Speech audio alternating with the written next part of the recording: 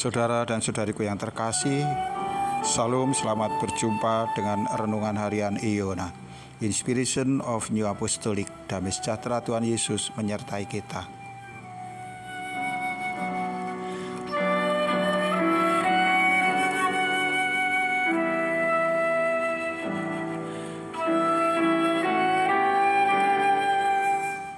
Kita baca firman Tuhan dari Injil Lukas 17 ayat 14.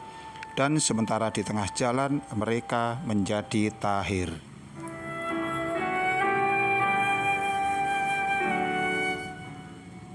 Saudara dan saudariku yang kekasih, ke-10 orang kusta telah sembuh berkat pertolongan mujizat Tuhan Yesus.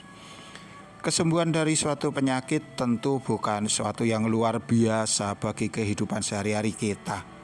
Namun kesembuhan 10 orang kusta dengan tanpa obat, tanpa terapi, tanpa sentuhan apa-apa, tentu menjadi peristiwa yang luar biasa. Itulah yang mendorong satu dari antara mereka kemudian berbalik kepada Tuhan, memuji dan memuliakan Dia serta tersungkur di depan kaki Yesus.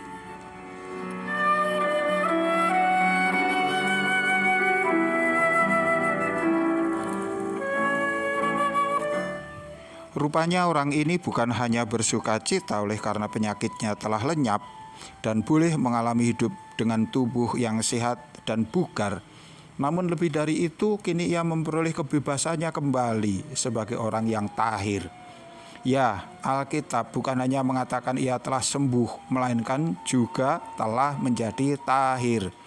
Tentu ada perbedaan makna antara sembuh dan sehat atau sehat dengan tahir.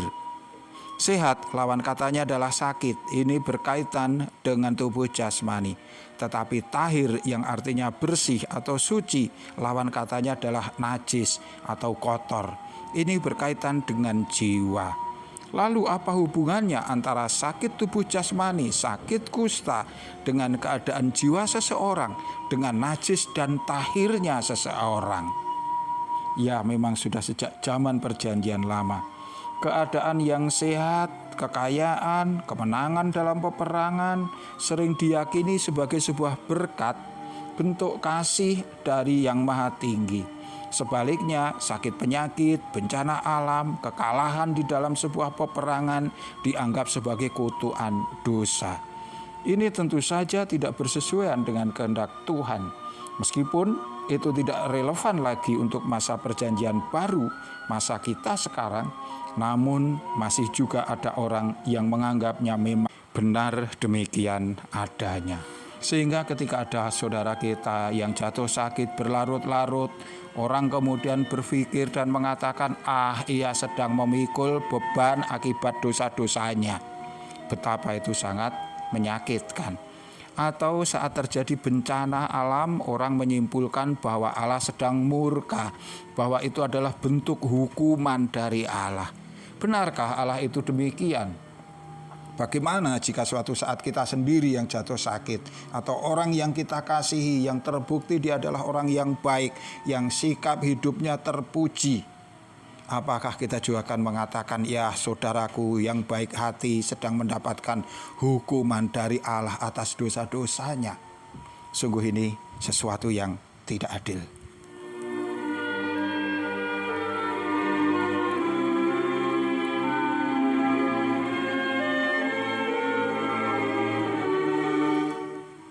Saudara dan saudariku yang dikasihi Tuhan, dalam Injil Matius pasal 9 ayat 1-8 dikisahkan bagaimana Tuhan Yesus menyembuhkan seorang yang lumpuh. Apa yang Tuhan Yesus lakukan? Pertama kali Tuhan berfirman, "Percayalah hai anakku, dosamu sudah diampuni."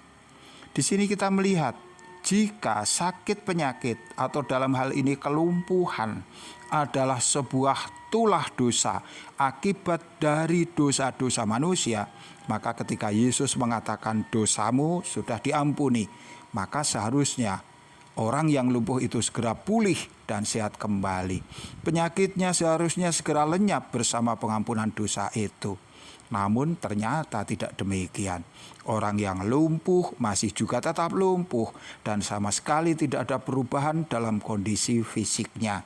Ini menunjukkan sungguh tidak ada hubungannya sakit secara jasmani dengan kehidupan rohani manusia. Dan dalam kisah ini kita dapat melihat orang yang lumpuh itu baru kemudian sembuh dan bisa berjalan ketika Yesus mengatakan, "Berdirilah, pergilah, imanmu telah menyelamatkan engkau."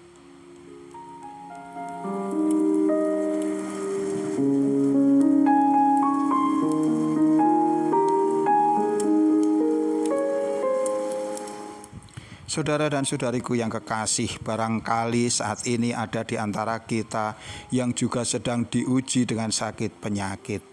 Kini engkau ditentukan oleh Allah untuk mengalami sebuah ujian. Engkau boleh yakin tidak pernah Allah menghukum kita dengan penyakit-penyakit yang harus kita pikul, harus kita tanggung. Tidak ada hubungannya sakit jasmani dengan dosa-dosa kita atau dosa-dosa manusia. Sakit yang diderita manusia adalah bagian dari proses alam biasa. Bahkan bisa jadi Tuhan sedang memberikan kepada kita sebuah kesempatan untuk kita dapat menunjukkan kesetiaan kita kepada Dia, pengandalan kita kepada kuasa Allah, untuk menguji kesabaran kita atau untuk kita bisa merenung, meneliti hidup agar semakin berkenan kepada Dia. Kita ingin selalu bisa bersyukur apapun keadaan kita. Apakah kita sakit, apakah kita sehat, apakah kita sedang miskin, atau mungkin sedang kita mujur.